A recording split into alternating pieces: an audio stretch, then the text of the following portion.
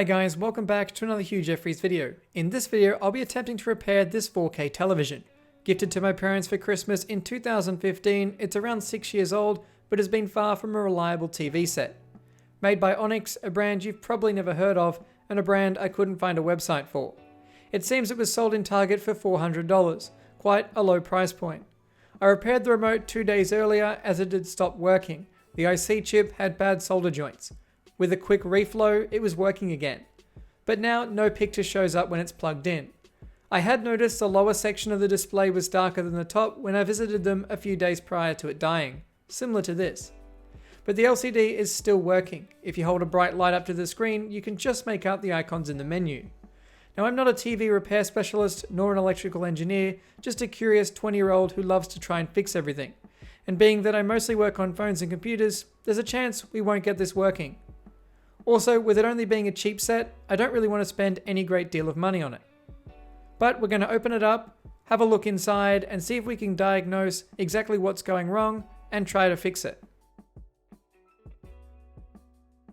Once all the Phillips screws on the back have been unfastened, the cover can come off. My main concern is the capacitor on the high voltage side of the power supply. It's possibly storing 240 volts, so I'll short it out with an insulated screwdriver. Thankfully, it was discharged. Despite the dangers of modern LCD TVs, they're more safe than the CRT TVs they replaced, which operated at thousands of volts.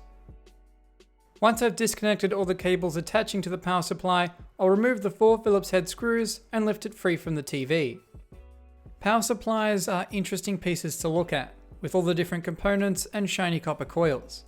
There are 2 parts to this power supply: the hot, or where the live action happens, and the cold, which is the low voltage side. On the cold side is the backlight circuit, which is where we'll begin our diagnosis. The easy fix would be to buy a new power supply for $70 plus shipping. But this TV having an intermittent display issue where the picture glitches means the LCD could be on the way out. So it's not worth replacing the whole power supply, but if we can fix it, the TV can have an extended life.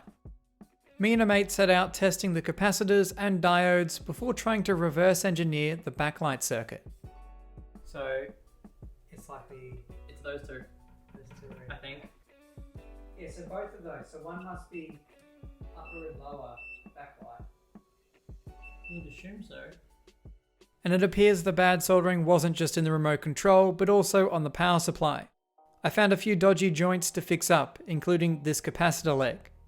So I wanted to try reflowing the backlight controller to make sure it wasn't just a bad joint. Applying some flux, I can reflow all of the chip's pins.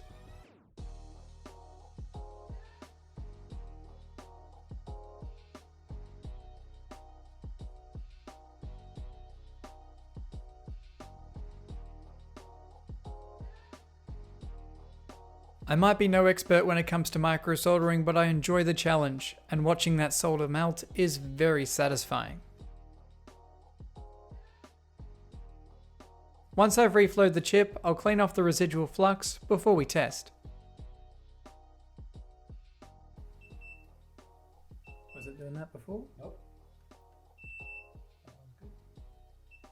That wasn't beeping before. I think we just fixed it. Ah, beauty. It seems the reflow has reconnected some of the missing traces from the backlight controller to the transistors that switch the high current LED backlight. I'll get the power supply installed and back cover loosely attached before we plug the TV in and see if our backlight has returned. Powering up the TV, we have made no difference at all. I did find 2 pages of schematics online as well as a troubleshooting diagram, which was in Chinese. A quick conversion and we can see it says check Q302 and Q303, which are the 2 transistors, and replace U210, which is the backlight controller. There is currently only 0.3 of a volt outputting to the LEDs while the TV is on, so it's time for some more diagnostics. So is there any sort of definitive way of testing them? Well, I can check the diode in them. There we go. Diode between there and there. Alright, we've got the diode there. Yeah, only other way of checking them would be to power up the board and check the voltage that they're outputting.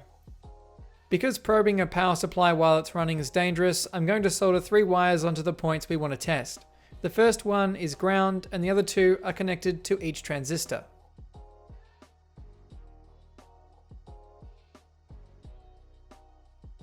Each transistor was only getting a few millivolts. At this point, I also tested the backlight enable voltage, which comes from the main logic board of the TV, reading at 3 volts, which I assume is correct. At this point, all roads lead to the backlight controller IC being faulty, so I ordered a new one for just a few dollars. Hopefully, this will fix our issues. If not, it was only a couple of dollars, so there's no big loss. The hardest part is replacing this chip. My microscope magnifies too much, so to properly do this job, I'll have to do it by eye. Once I've applied some flux, I can heat the chip and remove it. What I didn't know was the chip was glued down, so even when the solder was melted, I couldn't remove the chip without somewhat forcing it off. For now, I can clean off the residual flux and take a look at the board. Here you can see the 4 pads that were gluing down that chip. This glue was so strong that it even took up some of the solder mask on the right hand side. I'll attempt to repair this as best I can.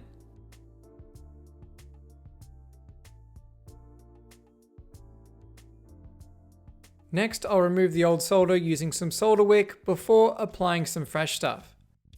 I changed my tip from one that's pointed into a flat blade, and it's a massive difference. The flat edge allows for much better heat transfer and has made using the solder wick so much easier.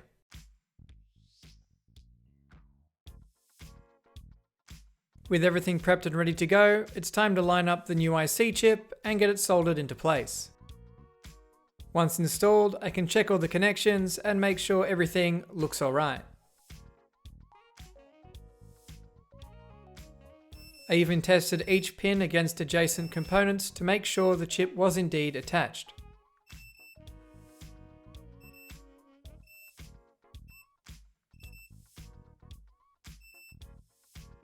It's time to get the power supply reinstalled. You can see I did overheat the board, and that happened when I was removing the chip and didn't know there was adhesive holding it in place, so I just kept pumping hot air at it. Hopefully the board doesn't go up in smoke when I power it up.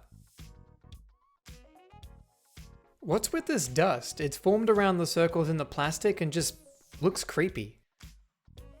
Powering on the TV, I saw no smoke and no picture. We still have the exact same symptoms as before. The diagram did say to check the analog dimming input and internal regulator output. I don't even know what an internal regulator output is or even how to test it, so I can't go any further. With the issue not being with any of the larger components, it's likely one of these smaller resistors or capacitors. And that's not something worth trying to diagnose, especially if I don't even know where to start. So a complete power supply replacement would be the best bet. However, as I mentioned before, this TV has an intermittent problem where the picture becomes scrambled and you have to hit the TV for the picture to work again. So with more than one issue, it's not really worth spending the money required for a replacement power supply.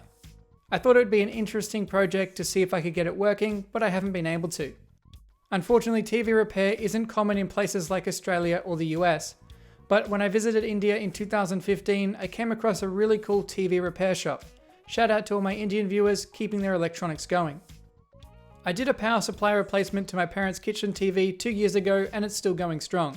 So repair is definitely possible for certain TV sets.